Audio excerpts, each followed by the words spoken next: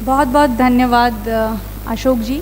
किसी के मन में अगर कोई प्रश्न उठ रहा हो तो वो कृपया अपना हाथ खड़ा कर सकते हैं।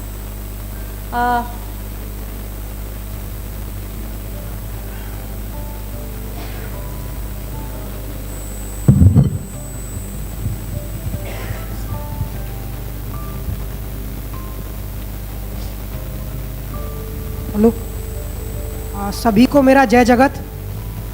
मेरा एक सवाल ये था कि गांधी जी के बापू के संघर्ष से तो सभी लोग परिचित हैं, जो उन्होंने देश के लिए किया, इवनली पूरे विश्व के लिए किया।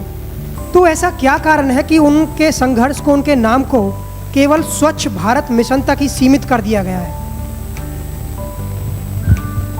क्योंकि सत्ता में वो लोग हैं जिनको उनके विचारों से डर लगता है। सत्ता में वो लोग हैं जो उनके हत्यारों के विचार के साथ खड़े हैं।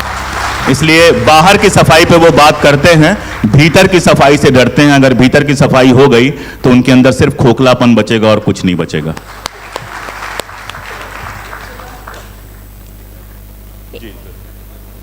किसी के मन में और भी कोई सवाल है तो हम एक या दो सवाल और ले सकते हैं। इस तरफ से अगर कोई सवाल पूछना चाहे। हेलो जी, नमस्कार सर, कोई पूछ रहा है उसके बाद सही रहेगा?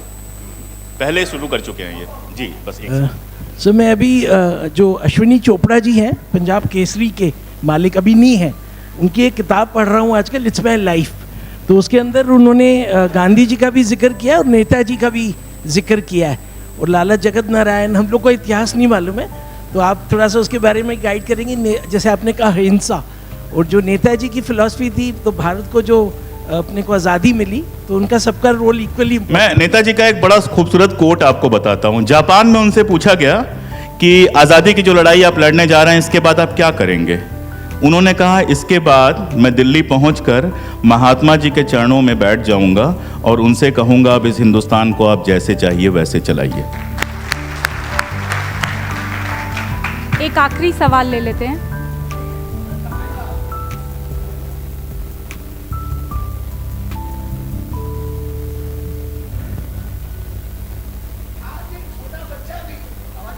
हाँ सर, आ रही है। बिल्कुल आ रही है।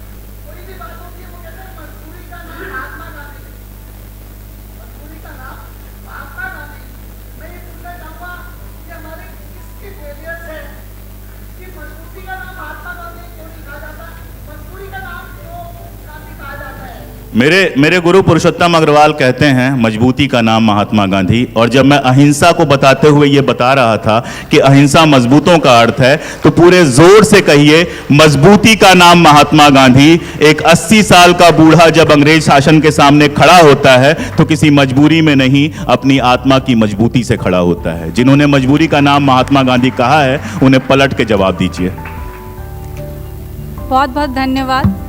अब हम अगले वक्ता की ओर बढ़ते हैं। डॉक्टर अंजू गुरावा, जिन्होंने अपना एमफिल और पीएचडी जेएनयू विश्वविद्यालय से किया, जो पिछले 16 वर्षों से दिल्ली विश्वविद्यालय के अंग्रेजी विभाग में पढ़ा रही हैं। वो राजस्थान के एक दलित समुदाय से आती हैं और उनकी जाति की वो पहली महिला हैं जो दिल्ली विश्वविद्यालय में प्रोफेसर बनी है। अंजू जी का काम, जो उनका शोध कार्य है, वो दलित साहित्य, दलित महिला लेखन, अमेरिकी साहित्य और सबर्टन साहित्य के ऊपर है। और सबसे अच्छी खूबी ये देखिए कि इन्होंने पढ़ने के बाद अपने जैसे डिप्राइव सेक्शन की बच्चियों को नहीं भूला। उनके शैक्षणिक उत्थान के लिए आज वो सफलतापूर्वक 2 यूट्यूब चैनल भी चला रही हैं।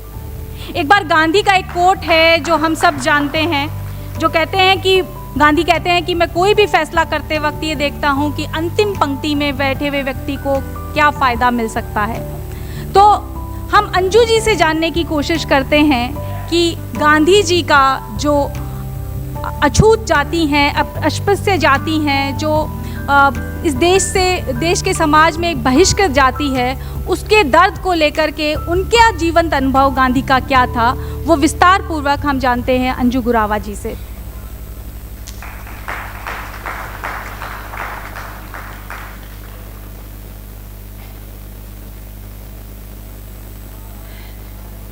Respected speakers, all the audience and dignitaries who are sitting. Thank you so much for giving me this opportunity. Dr. Chainika Uniyal Panda, she's a great friend, and I thank you all. The topic which I have chosen is a deliberate one, and I did little research also.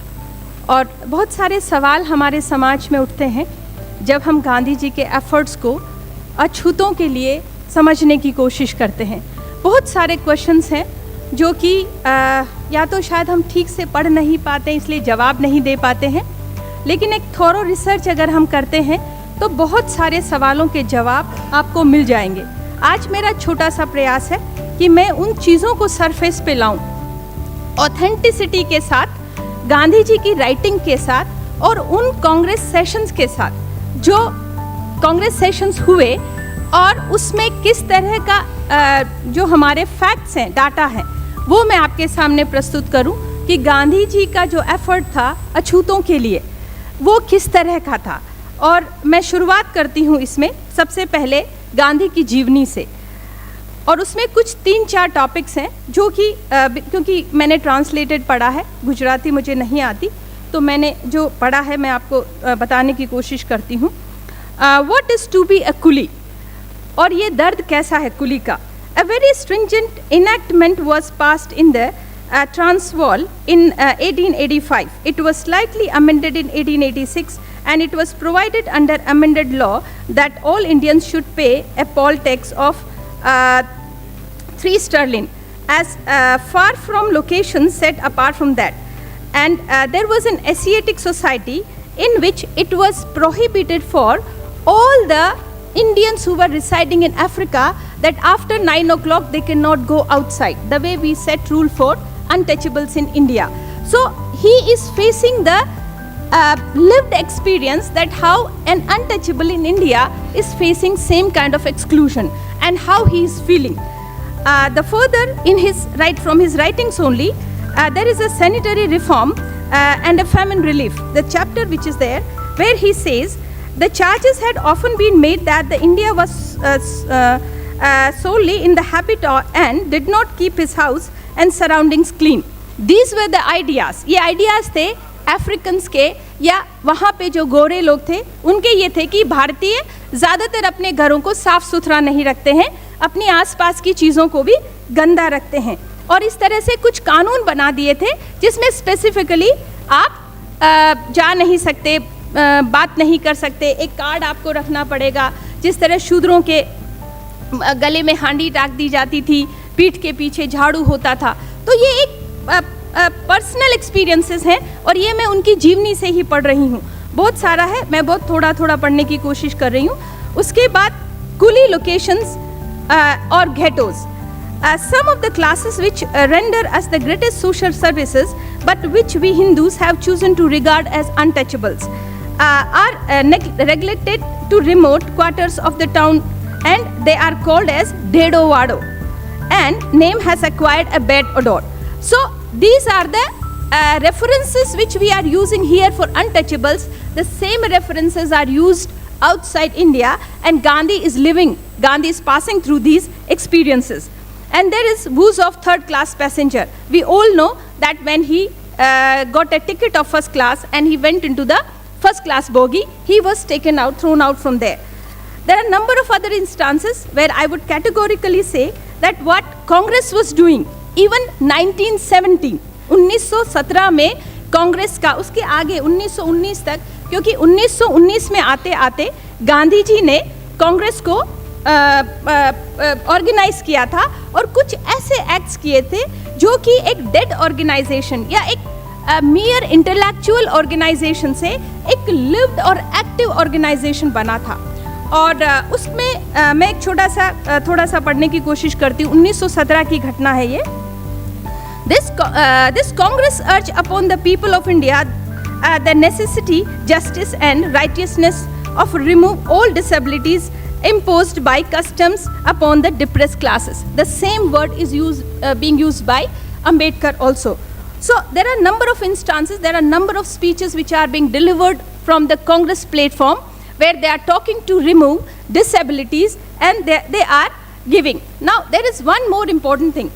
1919 के बाद 1924 में तिलक Swaraj fund की स्थापना की गई थी। तिलक Swaraj fund एक बहुत प्रैक्टिकल और एक जनता की नब्ज को पकड़ने वाला काम था। आप 4 आना दीजिए और कांग्रेस में शामिल हो जाइए। इससे पहले लोग कांग्रेस में शामिल होते होंगे, लेकिन ये 4 आना क्या फ़र्क ले आया? लाइक 4 आना is a very small amount, उस वक्त हो सकता है बड़ा हो, लेकिन इतना भी बड़ा नहीं था कि आप कांग्रेस ज्वाइन नहीं कर सकते। जो 4 आना उन्होंने इकट्ठा किया था और इस तरह से जो टोटल फंड हुआ था, मैं बताती हूँ आपको। 1922, 1923 और 1921, 22, 23 तक आते आते ये अमाउंट था 1,24,77,082 रुपए।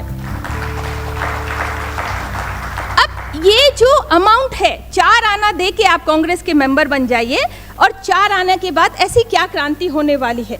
इसका फायदा ये हुआ कि जो कांग्रेस एक इंटेलेक्चुअल ग्रुप था, जो कांग्रेस एक मीटिंग करते थे, कुछ रिजोल्यूशंस पास करते थे और फिर वो उम्मीद करते थे कि ब्रिटिशर्स कुछ चेंज करेंगे, ऐसा कुछ नहीं हुआ। गांधी जी ने इसमें बड़ी हलचल मचा दी। और हलचल क्या थी? 4 आना के आधार पे लोग आते हैं और एक बड़ा फंड इकट्ठा होता है।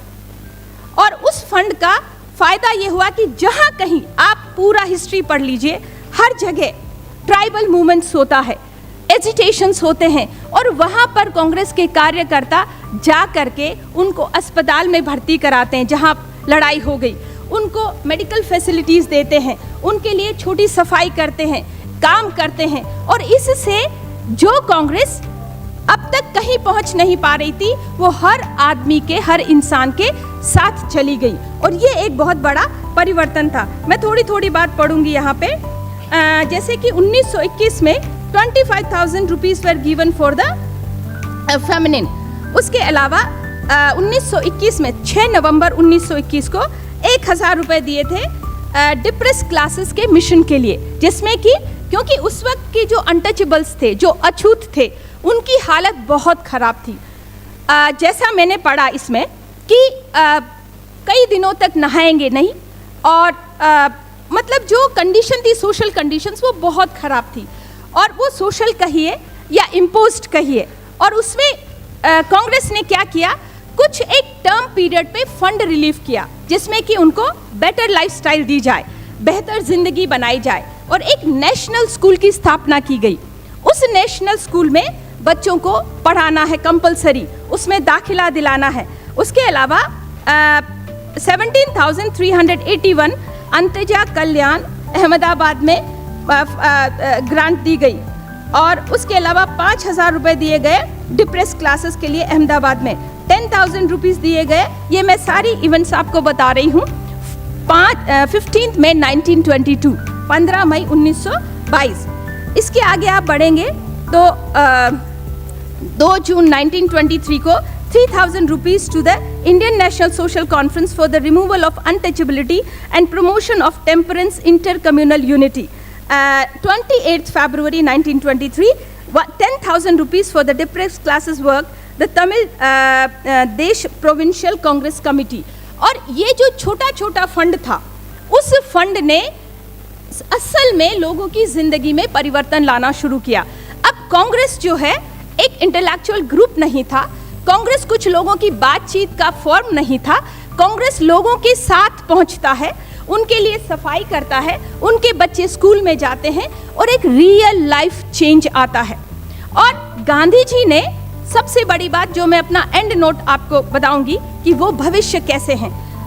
उसके अलावा मैं कुछ इवेंट्स पढ़ के सुनाती हूँ आपको। हरिजन अखबार था, उसमें 18 फरवरी 1933 को टेम्पल मंदिर खोल दिए गए थे, कुएं खोल दिए गए थे और उसके अलावा स्कूल इस्टेब्लिश किए थे। और ये बहुत डिटेल में है, आप चाहेंगे तो मैं आपको ये नोट्स दे सकती हूँ। और 15 जुलाई 1933 में जो हरिजन में पब्लिश हुआ था, एजुकेशनल फैसिलिटीज़ वेर गिवन। और उसके अलावा आप बहुत सारा देखेंगे कि किस तरह से अनटचेबल्स को टच किया था और अनटचेबल्स की लाइफ को चेंज किया था। बहुत सारे ऐसे डाटाज मिलते हैं जिसमें कि टोटल पॉपुलेशन जो कि अनटचेबल्स की पॉपुलेशन थी उसको कैलकुलेट किया गया, उसके आधार पे रिफंड रिलीज किया गया और उसके बाद उनका अपलिफ्टमेंट का काम किया गया। ये काफ़ी सारा इसमें है। और कुछ घटनाएं जो मैं आपको बताऊंगी ये गांधी जी की अपनी ही राइटिंग्स से है, क्योंकि गांधीयन लिटरेचर इतना ज़्यादा है और आज भी अगर आप इस देश में और वर्ल्ड में भी जो मैक्सिमम लिटरेचर आप समझ सकते हैं वो गांधी पर लिखा गया है। गांधी ने खुद जो लिखा उनकी राइटिंग्स है, उसके अलावा पूरी दुनिया ने उन पर लिखा है और उसमें से आप बहुत सारे इंस्टांसेस ले सकते हैं। एक छोटा सा मैं घटना लूँगी क्योंकि ये बहुत ज़रूरी है इस वक्त मेंशन करना। The arrival of Dadu Bhai was the signal to storm. असल में एक अनटचेबल थे जिनको गांधी जी ने अपने आश्रम में ले लिया था और उनके आश्रम में आने से बहुत मुश्किल हो गई। जो लोग साथ में रह रहे थे वो नाराज़ हो गए, जो लोग फंड दे रहे थे आश्रम में वो भी नाराज़ हो गए, पैसा आना बंद हो गया और सबसे बड़ी प्रॉब्लम थी कि कस्तूरबाई भी नाराज़ हो गई। कस्तूरबा एकदम नाराज़ हो गई कि इनको आपने कैसे ले लिया। तो उसका एक छोटी सी घटना मैं पढ़ के सुनाती हूँ। The arrival of Dadu Bhai was the signal for storm breaking upon the placid atmosphere of ashram, and I do not hold that. And finally, उन्होंने कस्तूरबा को ये तक कह दिया था कि अगर आपको लगता है तो आप आश्रम छोड़कर जा सकती हैं, लेकिन दादू भाई आश्रम से नहीं जाएंगे। और वो ये भी लिखते हैं कि एक पत्नी से अलग होने का दर्द बहुत गहरा है, लेकिन जो समाज के प्रति मेरा कमिटमेंट है मैं उससे पीछे नहीं हट सकता। ये सारी राइटिंग्स में आप देख सकते हैं। और इस तरह से गांधी का जो सोशल रिफॉर्म था, जो कास्ट को लेकर उनकी बात थी, वो लिखी है, एविडेंट है और आप इसको देख सकते हैं। जैसा कि मुझसे पहले सर ने बताया कि गांधी जो है वो सिर्फ बोलते नहीं थे, वो करते भी थे। और उसमें क्योंकि मेरा एक्चुअली लेक्चर बहुत लंबा है, time I just don't want to exceed time, तो मैं फाइनली लास्ट में अपना ये कॉन्क्लूड करती हूँ, how Gandhi could be future. और आप में से काफ़ी मैं यंगस्टर को देख पा रही हूँ, there are many young people and मैं भी बहुत सारी मोटिवेशनल किताबें पढ़ती हूँ व्हेन आई फील डिप्रेस्ड और something, so I just buy this best seller and then I read it. अब मैं आपको 2 किताबों का जिक्र करूंगी, वैसे तो बहुत सारी हैं, but these 2 books are very popular, बहुत फेमस हैं दोनों किताबें। आप में से पढ़ा भी होगा, think and grow rich, Napoleon Hill की बुक है। जिनको पैसा कमाना है वो ज़रूर इस किताब को पढ़ते हैं।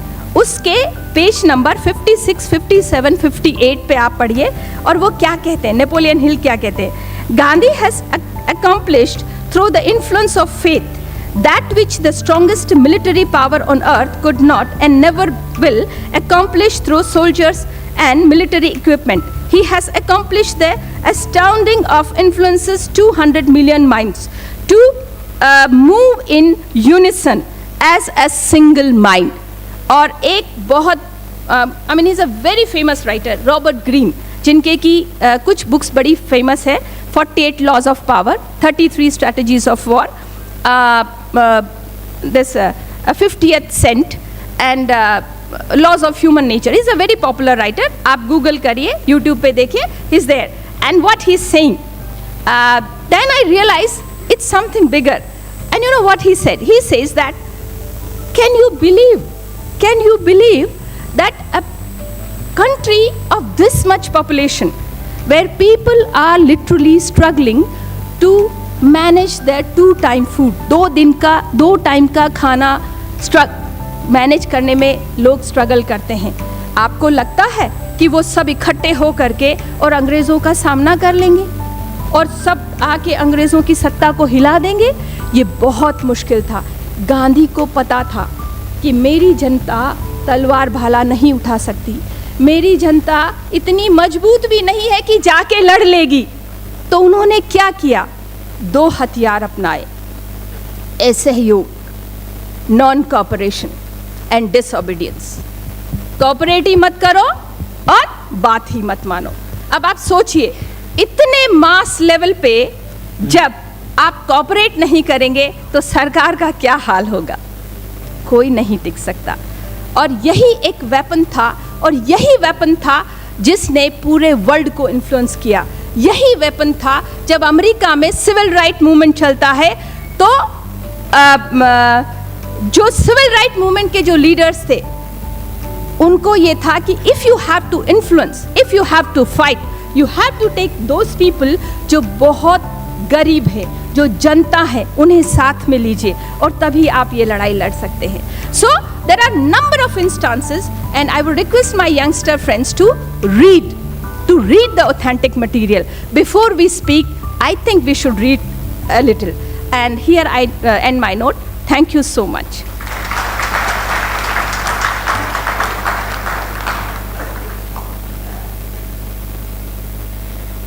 Thank you Anju ma'am. आप में से अगर किसी का कोई सवाल है तो प्लीज़ हाथ खड़ा करें। कोई भी 2 सवाल हम ले लेंगे।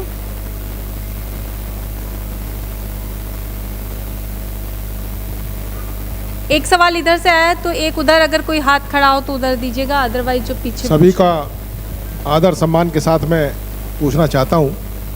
मैडम बड़े विद्वान हमारे बीच हैं, मंच पे खुर्शीद साहब हैं, हमारे सीनियर एडवोकेट हैं।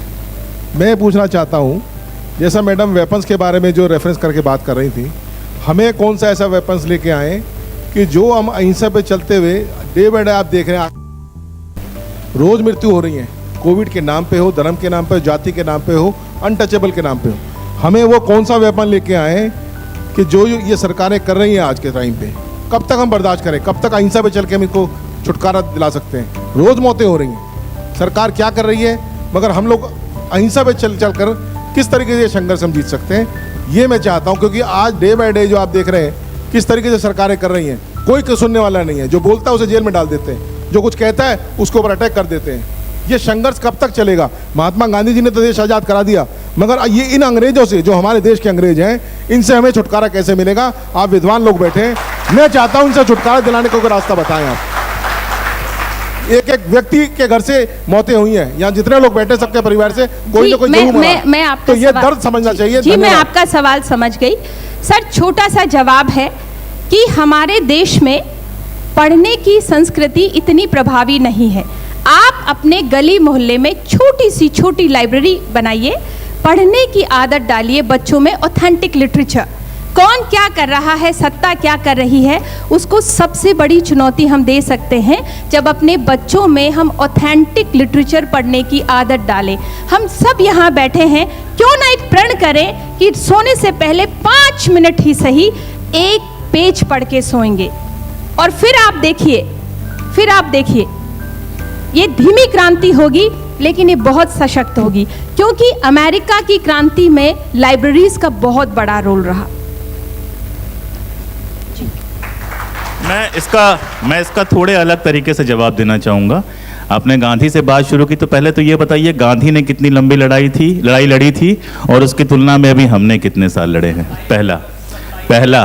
और दूसरा कि जरा पलट दीजिए, आप सोचिए कि आप अहिंसा से नहीं हिंसा से मुकाबला करेंगे, फिर जो रिप्रेशन होगा उस रिप्रेशन को आप कितना झेल पाएंगे? अगर इस रिप्रेशन को, जेल में डाले जाने को, 2 साल भर जेल में रहने को और बाकी सारी चीज़ों को आपको लगता है कि बहुत ज़्यादा रिप्रेशन हो रहा है, तो हिंसा का जो रिप्रेशन होगा, सड़कों पर जब गोलियां चलेंगी, लाशें गिरेंगी, तो उसमें आप कितना बर्दाश्त कर पाएंगे, ये देख लीजिए। तीसरी और आखिरी बात, मैं अभी तक मानता हूं कि हिंदुस्तान के अंदर लोकतंत्र है। जनता को जगाइए, जनता के बीच में हम जाएंगे। मैं सिर्फ आपकी बात नहीं कर रहा, मैं अपनी भी बात कर रहा हूं।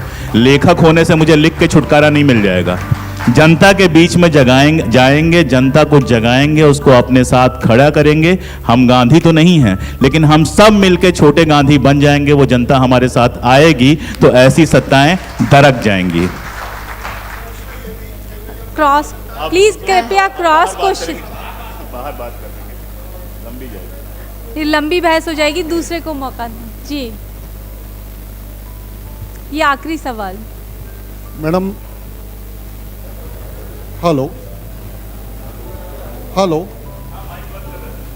काम कर रहे हैं, आपकी आवाज आ रही है। मैडम, सम्मानित डाइस, आए हुए तमाम सभी सम्मानित साथी, आज बड़ा दुखित है स्वच्छ भारत को केवल गांधी जी का जो स्वच्छ भारत का मिशन है वो आज के टाइम इस समय केवल चुनाव के लिए यूज किया जा रहा है। ये हमारे पास 1 अक्टूबर से लेकर 31 अक्टूबर तक का लगातार मोदी जी के 4 यार, अन्ना, मीडिया, रामदेव केजरीवाल और टोटल सरकार, डीएम ऑफिस और सारे सिस्टम, पूरा तंत्र लगाया हुआ है। मैंने उस पर कल परसों की मीटिंग में सवाल भी उठाया था। ये सरकार का और जनता का पैसा वो यूज हो रहा है, इस पर आपको क्या कहना है? देखिए सर, गांधी एक बहुत पॉपुलर आइकन है।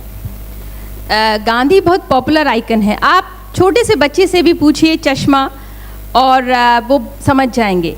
तो उसको जो यूज़ किया जा रहा है जिस किसी फॉर्म में हो, क्यों ना हम एक ऑथेंटिसिटी के साथ, और पब्लिक अगर सोशल मीडिया है तो उसका अल्टरनेट मीडिया भी है, उसका अल्टरनेट क्रिएशन भी है।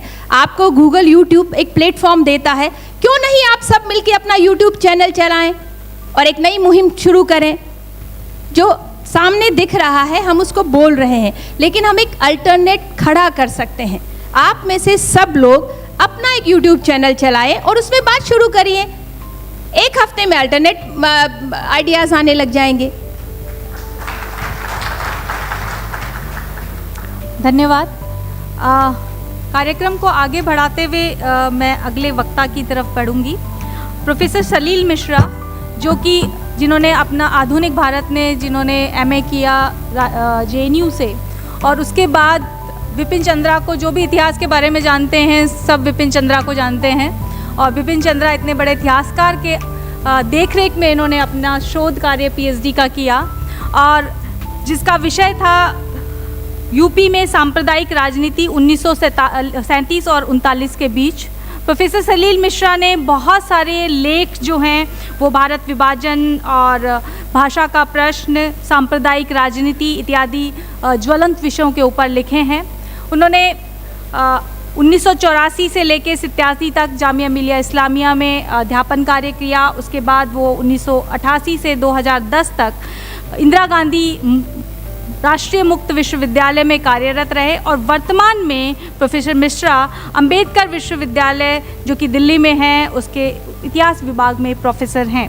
सलील मिश्रा जी को मैं आमंत्रित करने से पहले गांधी का एक कोट जो उन्होंने भगत सिंह के बारे में कहा था, क्योंकि ये बहुत बड़ी कंट्रोवर्सी है कि लोग गांधी और सुभाष के बीच में लड़ाई दिखाते हैं, गांधी और भगत सिंह के बीच में लड़ाई दिखाते हैं, कुछ नेहरू और गांधी के बीच में भी कॉन्फ्लिक्ट आजकल दिखाने की कोशिश हो रही है।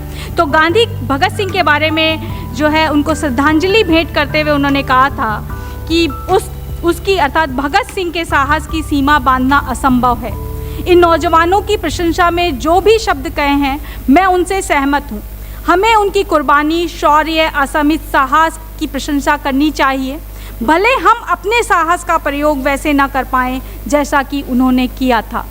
तो मैं प्रोफेसर सलील मिश्रा को इस मंच पर आमंत्रित करूंगी और उनसे आग्रह करूंगी कि गांधी के समकालीन जो व्यक्तित्व हैं, जिनके साथ उनका वैचारिक संघर्ष जरूर रहा, लेकिन उस वैचारिक संघर्ष को जिस प्रकार से आजकल विद्वेष के रूप में दिखाने की या दर्शाने की चाहिए। हरिजन को लेकर बहुत सवाल उठाया जाता है कि गांधी ने हरिजन कहा, दलित क्यों नहीं कहा। उनसे ये सवाल पूछिए कि उस जमाने में अछूत कहा जाता था, अस्पृश्य कहा जाता था, और केवल लोग नहीं कहते थे, गवर्नमेंट रिकॉर्ड्स में अस्पृश्य, अछूत, अनटचेबल लिखा जाता था। और उनसे पूछिए कि हरिजन अनटचेबल से बेहतर शब्द था कि नहीं। उनसे आप पूछिए कि गांधी ने जब छुआछूत विरोधी आंदोलन चलाया तो गोडसे ने पुणे में उनके ऊपर पहला हमला क्यों किया। उनसे आप पूछिए कि ब्राह्मणों को, सनातनियों को गांधी से इतनी दिक्कत क्यों थी। उनसे आप पूछिए कि सनातनियों के सबसे बड़े प्रतिनिधि गोडसे ने किसी और के ऊपर हमला नहीं किया, गांधी के ऊपर हमला क्यों किया।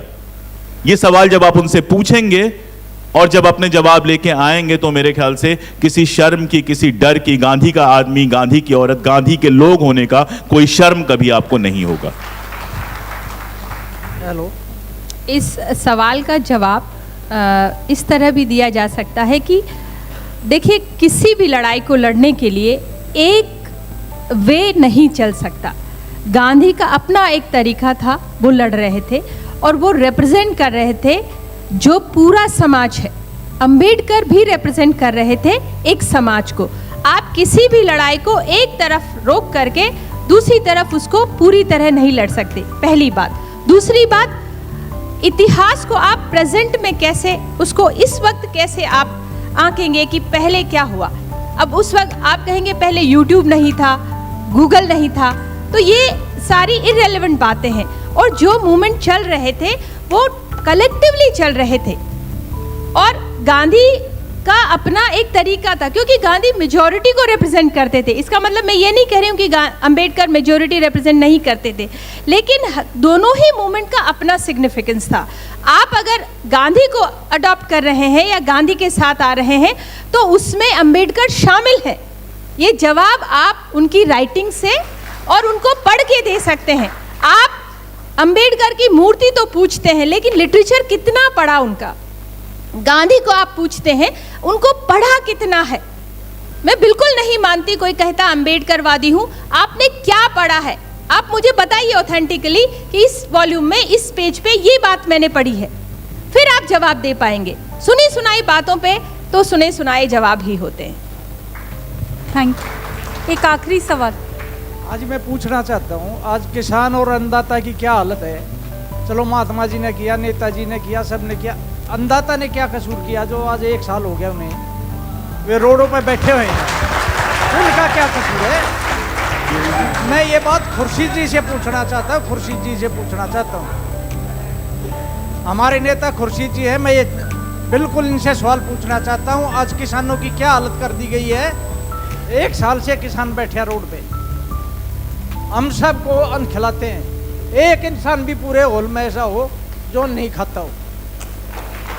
देखिए, अभी मुझे जिस विषय पर बोलना है उसमें शायद आपका प्रश्न का जवाब मिल जाएगा।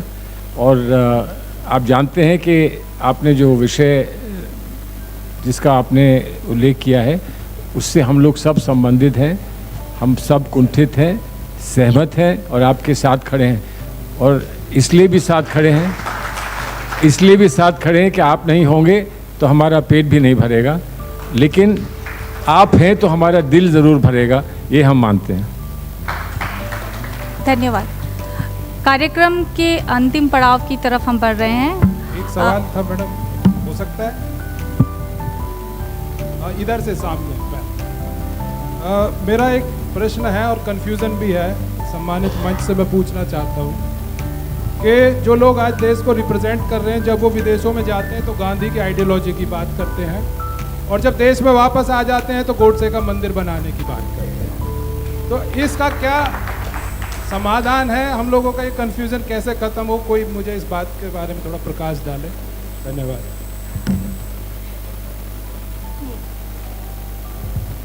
देखिए, देश के बाहर अभी भी हत्यारों को आदर्श मानने वाले लोग नहीं हैं, इसलिए देश के बाहर आपको गांधी की बात करनी होती है। इस देश के भीतर हत्यारों को आदर्श करने की जो मानसिकता है उससे लड़ेंगे, उनको इतनी माइनॉरिटी में ला देंगे कि वो देश की असल माइनॉरिटी हो जाएंगे, और फिर यहां भी गांधी की ही बात करनी पड़ेगी। हेलो सर, एक सवाल है मेरा पांडे साहब से। आपको सुना मैंने और मिश्रा जी को भी सुना और बहुत अच्छा लगा, बहुत खूबसूरत वाणी थे आपके और बहुत अच्छे तरीके से आपने लोगों को समझाया। लेकिन मैं समझता हूँ कि आप जैसे बुद्धिमान लोग, आप जैसे समझदार लोग, जिस तरीके के आज देश के अंदर हालात हैं, मतलब बोला जाए तो बद से बदतर हालात हैं, और आज कोई किसी की सुनने को राज़ी नहीं, पूरा सिस्टम बिगड़ा हुआ है, तो क्यों ना आप जैसे अनुभवी लोग, आप जैसे बुद्धिमान लोग, देश के अंदर 600 ज़िले हैं और मैं समझता हूँ कि पूरे देश के अंदर अलग अलग यूनिवर्सिटियाँ हैं, आप जैसे बुद्धिमान लोग बहुत सारे लोग हैं, और कहीं ना कहीं आज अपोजिशन भी कमज़ोर है। तो आप लोग जिस तरीके से गांधी जी हर आदमी छोटे से बड़े लोगों का छोटे से बड़े लोगों के साथ खड़े होके और वो देश के अंदर देश की लड़ाई लड़ी, आप लोग क्यों नहीं ज़िले ज़िले जाके और ब्लॉक जाकर लोगों को समझाने की कोशिश करते हैं? क्योंकि आज के जो नौजवान हैं, आज के जो नौजवान हैं वो गांधी को नहीं देखते, आज वो मोदी को देख रहे हैं, आज वो अमित शाह को देख रहे हैं, और इस तरीके का परसेप्शन देश के अंदर मीडिया के जरिए बनाया जाता है कि शायद हम ही गांधी हैं और हम ही देश हैं। तो आप लोगों को मैं समझता हूं जिस तरीके से कि आप लोगों को कहीं ना कहीं साथ देना चाहिए, आज घर घर जाकर और ज़िले ज़िले और ब्लॉक ब्लॉक जाके लोगों को समझाना चाहिए, और बहुत अच्छा आपने समझाया और मुझे बहुत अच्छा लगा। और दूसरा सवाल एक ये है कि गांधी ने जो चंपारण से शुरू किया था किसान आंदोलन और खेड़ा गए थे, जब के आंदोलन में और आज के किसान आंदोलन में क्या फर्क है? नहीं, दूसरे सवाल के लिए समय बहुत ज़्यादा चाहिए होगा। सलमान साहब को सुनने का हम सब लोग वेट करते हैं। उम्मीद है कि दोबारा भी चांस मिलेगा आप लोगों से बात करने का, तो ऐसे विषयों पे और बात की जाएगी। पहले सवाल पे सिर्फ एक बात, मैं हमेशा हाजिर हूँ।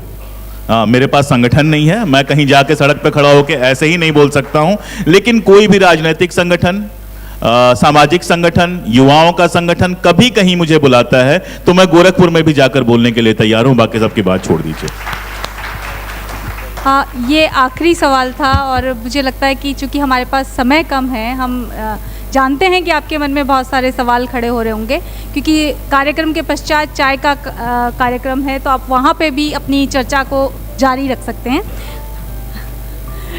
तो अब जो नेक्स्ट वक्ता जो हैं, हमारे अगले वक्ता जो हैं, उनसे हम सभी परिचित हैं। अखिल भारतीय कांग्रेस कमेटी के वरिष्ठ राजनेता, मशहूर अधिवक्ता, प्रख्यात लेखक और कानून विशेषज्ञ हैं माननीय सलमान खुर्शीद जी, जो भारत के केंद्रीय सरकार में विदेश मंत्रालय के अंदर कैबिनेट मिनिस्टर भी रहे हैं। सलमान खुर्शीद जी ने अपने राजनीतिक जीवन की शुरुआत जब इंदिरा गांधी जी प्रधानमंत्री थी तो उनके प्रधानमंत्री कार्यालय में एक विशेष अधिकारी के रूप में की थी। इसके अतिरिक्त संगठन से भी उनका नाता रहा है। वे उत्तर प्रदेश भारतीय कांग्रेस के प्रदेश अध्यक्ष रहे हैं तथा अखिल भारतीय कांग्रेस कमेटी के महासचिव भी रहे हैं। उनको बुलाने से पहले मैं एक बहुत अच्छा सा कोट है गांधी का। गांधी ने ये बात कही थी कि हमारे मंत्री जनता के हैं, जनता में से लिए गए हैं। उन्हें ऐसा नहीं समझना चाहिए कि उनके पास उन अनुभवी लोगों से ज़्यादा बुद्धि है जो मंत्री कभी नहीं रहे। जनता ने सत्ता दी है, बुद्धि व विवेक गिरवी नहीं रखा है। तो ये आज के समकालीन सरकार के लिए गांधी का ये कथन जो है बड़ा सटीक साबित होता है। तो गांधी और समकालीन भारत का क्या नाता है, उसको विस्तार से समझते हैं माननीय सलमान खुर्शीद जी से।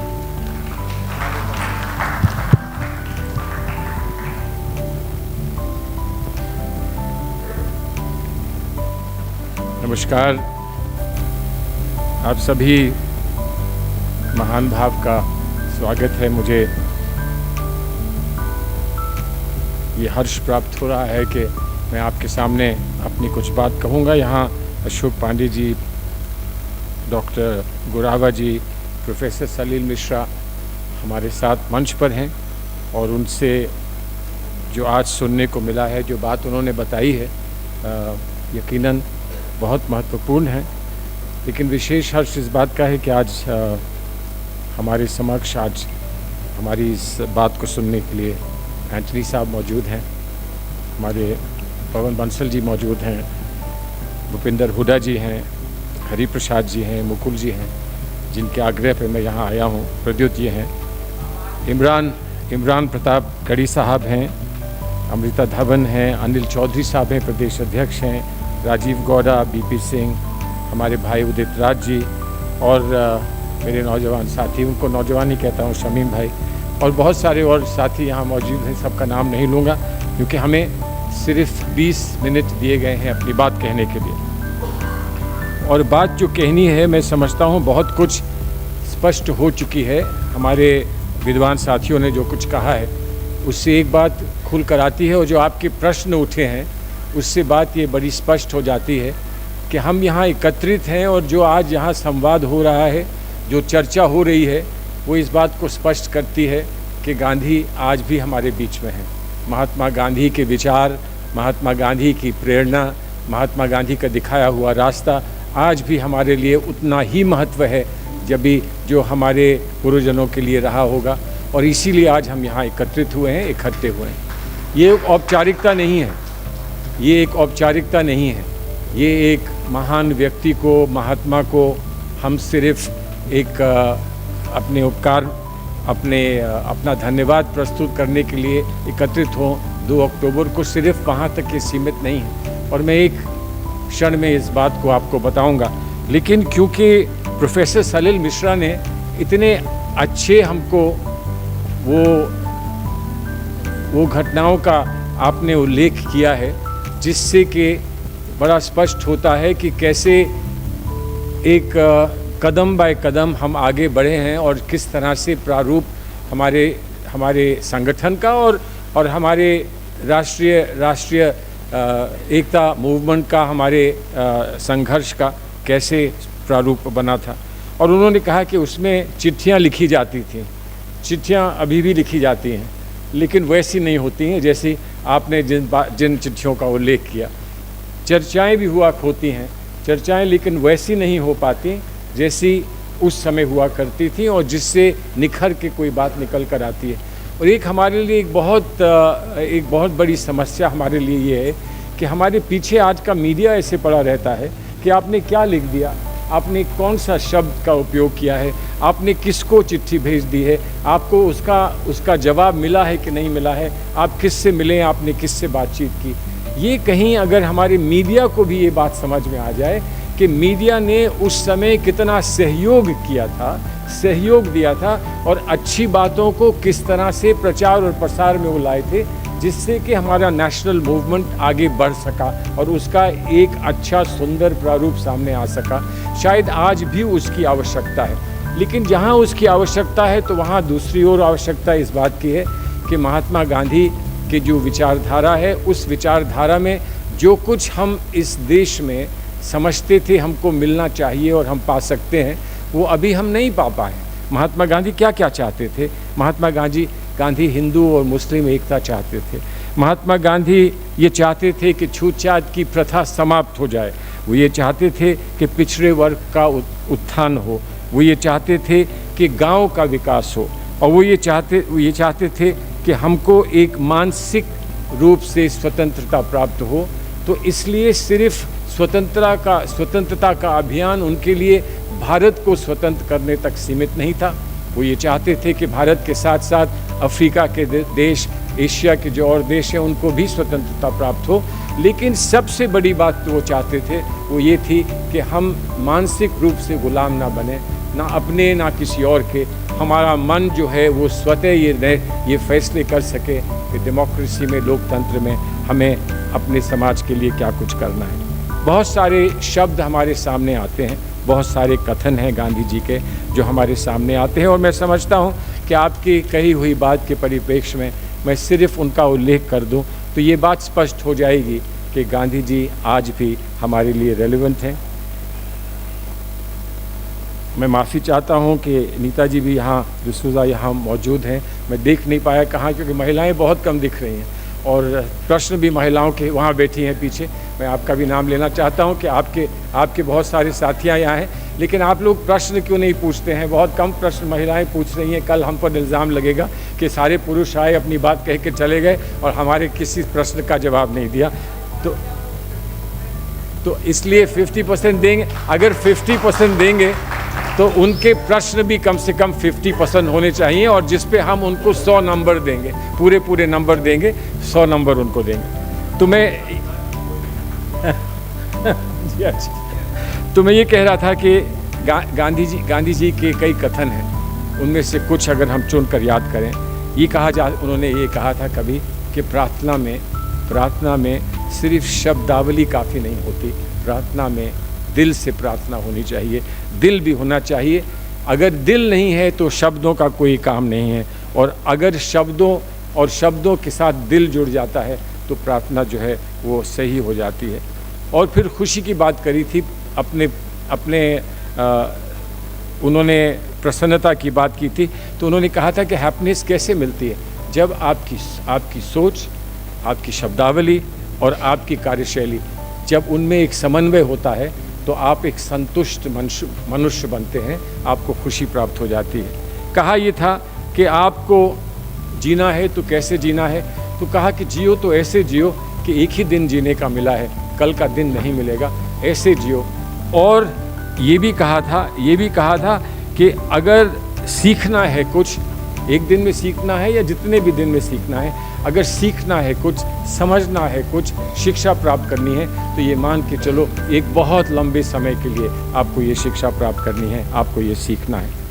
और फिर जो उसका सारांश है उनकी सोच का और उनकी आइडियोलॉजी का, वो ये कि कमज़ोर, अभी इसका आप लोगों ने उल्लेख किया था, कमज़ोर कभी माफ़ करने की स्थिति में नहीं होता। अगर माफ़ कोई कर सकता है तो मजबूत सशक्त व्यक्ति माफ़ कर सकता है। और फिर आखिर में, और ये मैं समझता हूँ कि हमारे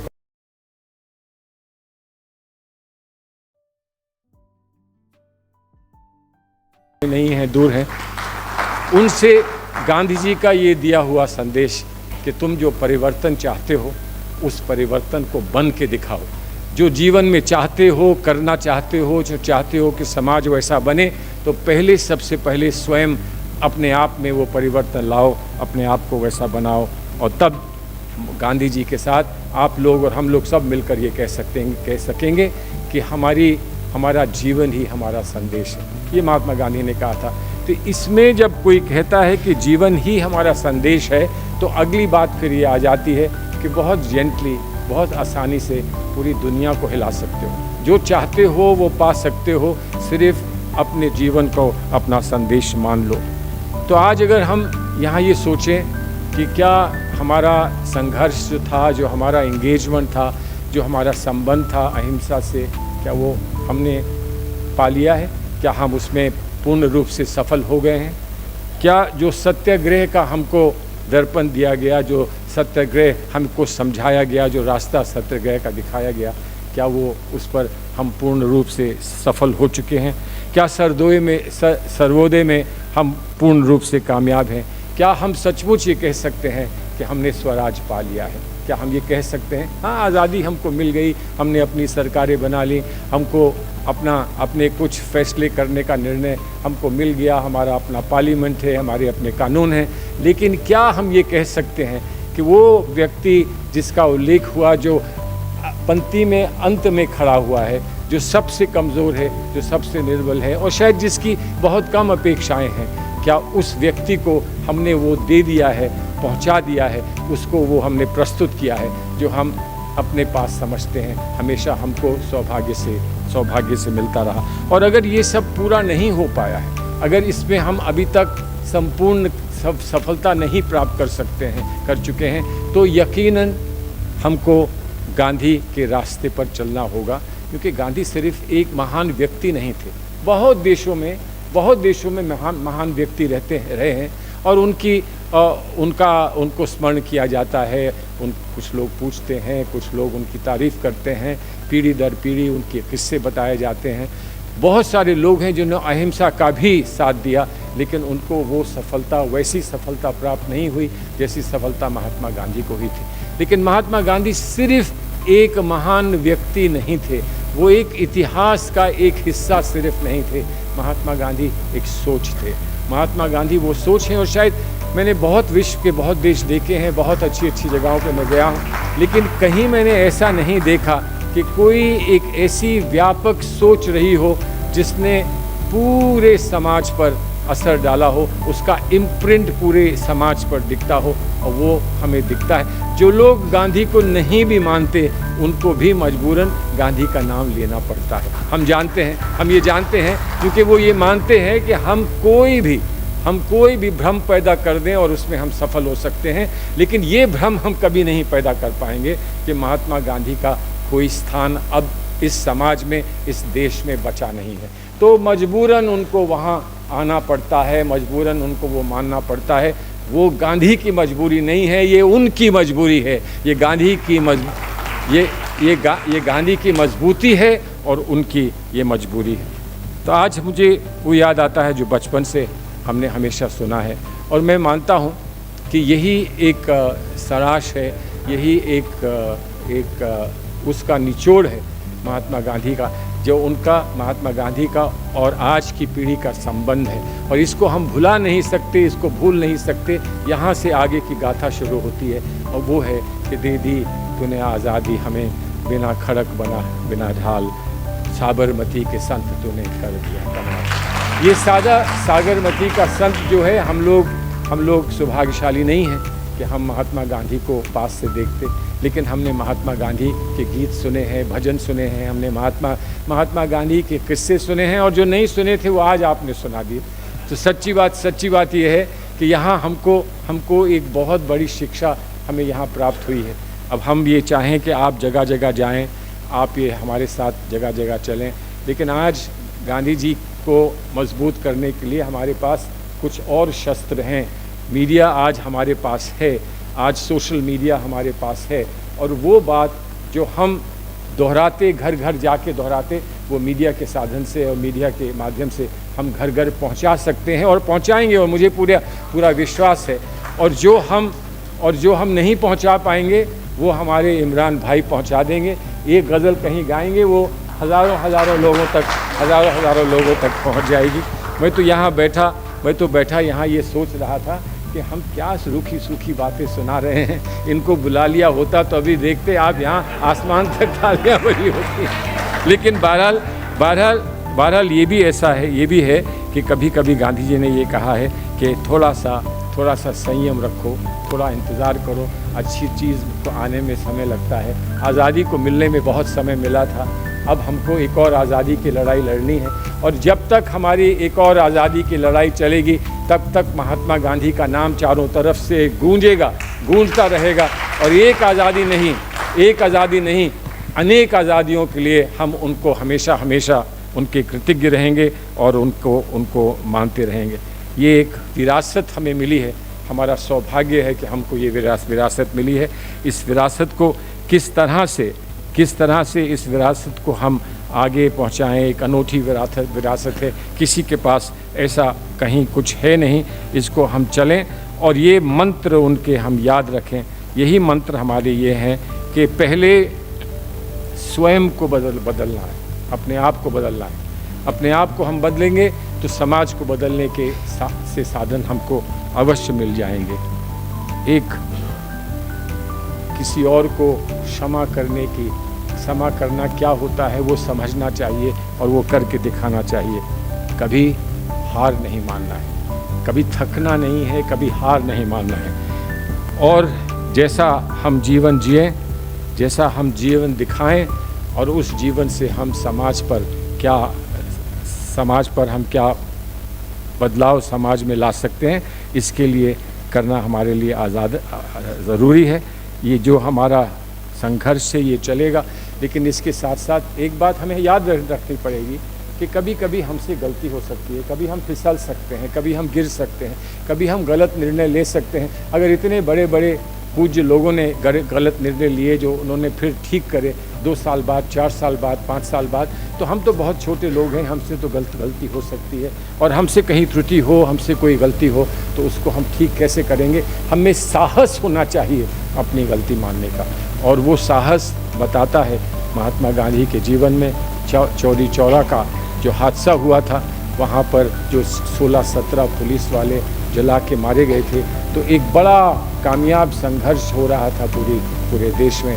और महात्मा गांधी ने कहा कि हम इससे अलग हो जाते हैं। कांग्रेस पार्टी ने स्वीकार किया कि हमसे गलती हो गई है, जिससे भी हुई है, लेकिन आज अगर हम अहिंसा को पूजने वाले लोग हैं तो हम हिंसा के रास्ते नहीं जा सकते।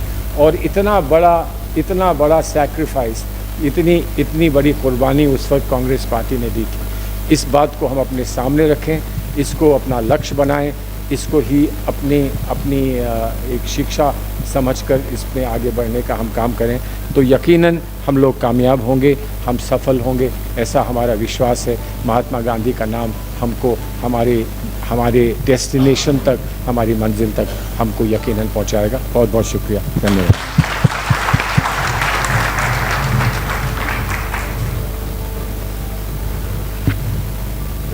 बहुत बहुत धन्यवाद सर। अब मैं कार्यक्रम के बिल्कुल हम लोग अंतिम पड़ाव पे पहुंच चुके हैं। अखिल भारतीय कांग्रेस कमेटी की प्रवक्ता श्रीमती रागिनी नायक बसोया जी से आग्रह करूंगी कि वो मंच पर आएं और धन्यवाद ज्ञापन दें।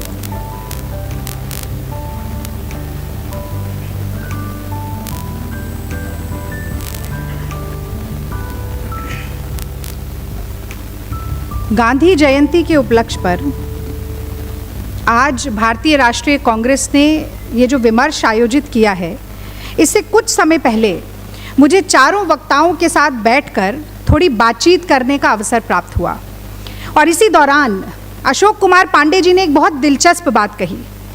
उन्होंने कहा कि मैं गांधी को मृत्युंजय बोलता हूँ, यानी कि एक ऐसा व्यक्ति जिसने मृत्यु पर जीत प्राप्त कर ली हो, एक ऐसा व्यक्ति जो एक विचार की तरह अमर हो गया हो, एक ऐसा व्यक्ति जिसे झूठ, प्रपंच, पाखंड का कोई भी वार छूकर भी ना निकल सके। तो आज का धन्यवाद ज्ञापन मैं ऐसे कालजयी और मृत्युंजयी महात्मा गांधी को नमन करके शुरुआत करना चाहती हूँ। तो साथियों, ये पोस्ट ट्रुथ का ज़माना है। एक तरफ गांधी के सत्य के प्रयोग थे और आज एक कट्टरपंथी विचारधारा की बहुकोणीय राजनीति असत्य के प्रयोग करने में संलग्न है। और इसी श्रृंखला में महात्मा गांधी के खिलाफ तमाम किस्म की अफवाहों का बाजार गर्म रहता है। इसका छोटा सा एक उदाहरण मैं आपको देती हूँ। अब आप देखिए कि महात्मा गांधी तो राम धुन में रमे हुए व्यक्ति थे। वो कहते थे, रघुपति राघव राजा राम, ईश्वर अल्लाह तेरो नाम। और एक खास किस्म की वैमनस्यकारी विचारधारा हमारे देश में पैर पसार रही है, जो कि राम नाम का दुरुपयोग लगातार अपनी मुंह में राम बगल में छुरी वाली राजनीति का स्वाद साधने के लिए करती रहती है। तो ऐसी विचारधारा ये लाजमी है कि वो गांधी के सत्य के व्रत को, गांधी के अहिंसा के आग्रह को कमजोरी और कायरता का पर्याय बनाने की लगातार कोशिश करती रहेगी।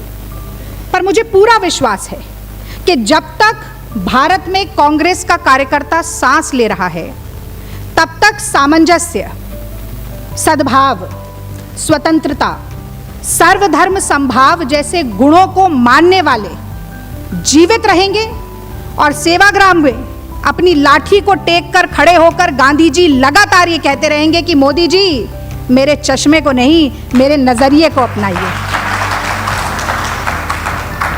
तो गांधी के कर्मों के प्रखर ताप को झेलना, गांधी के सिद्धांतों और मूल्यों को पूर्णतया आत्मसात करना, मैं समझती हूं कि किसी भी साधारण व्यक्ति के बस की बात नहीं है। पर बापू की इस सिखावन को समझना इतना कठिन भी नहीं है कि पशु बल का सामना आत्मबल से किया जा सकता है। Brute force versus soul force, ये समझना इतना कठिन नहीं है कि हर क्रूरता, हर बुराई का सामना धैर्य के साथ किया जा सकता है। ये समझना इतना कठिन नहीं है कि हिंसा का जवाब हमेशा प्रतिहिंसा नहीं होती है। और ये क्यों नहीं होती है, इसके भी मैं आपको उदाहरण देती हूँ। पुलिस कई बार कहती है कि हम व्यवस्था बनाए रखने के लिए मजबूर थे, इसलिए हिंसा करनी पड़ी।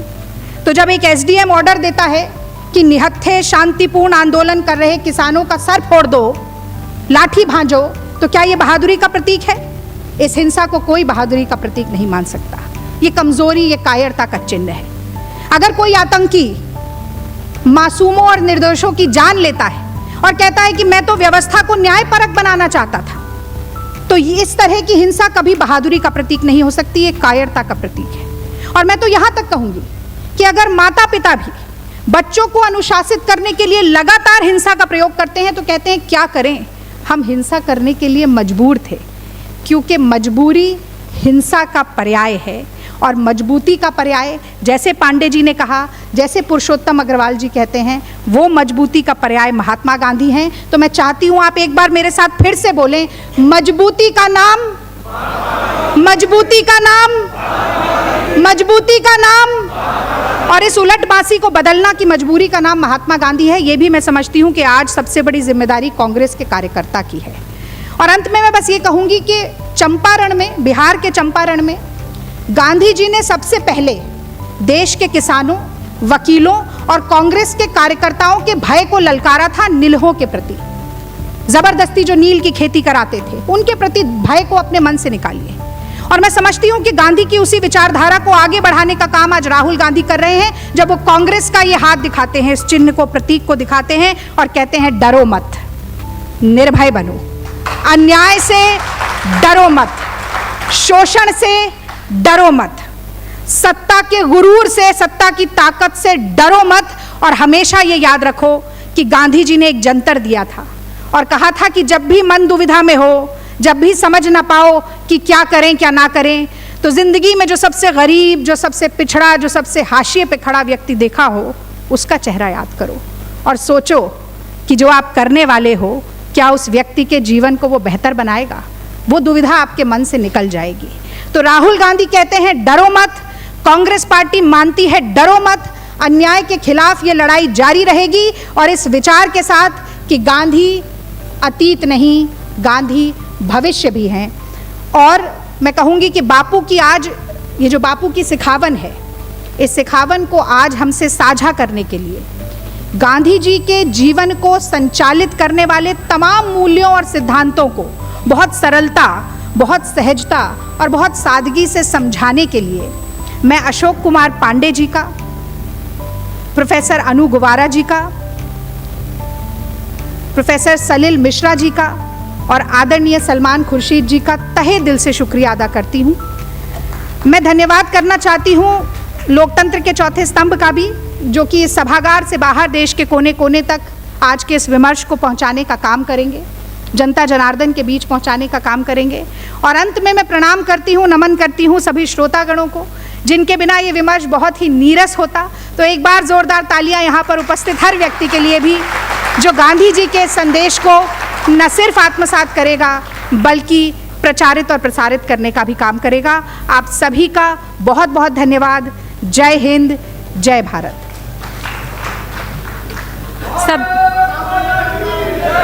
सभी से निवेदन है कि अपने स्थान पर खड़े हो जाएं राष्ट्रगान के लिए।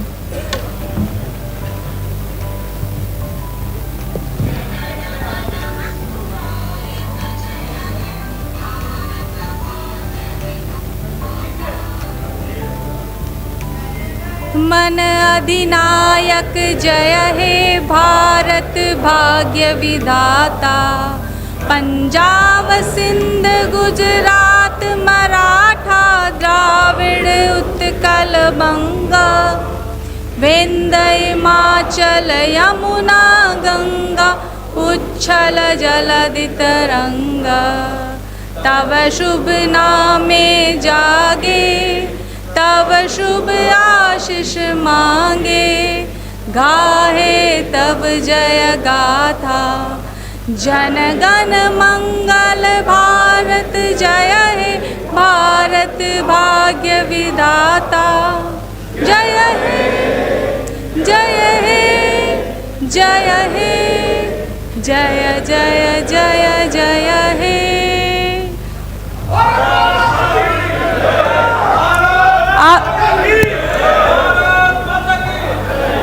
आप सभी से निवेदन है कि बाहर चाय और नाश्ते की व्यवस्था है, आप चाय और नाश्ता लेकर जाएं। धन्यवाद।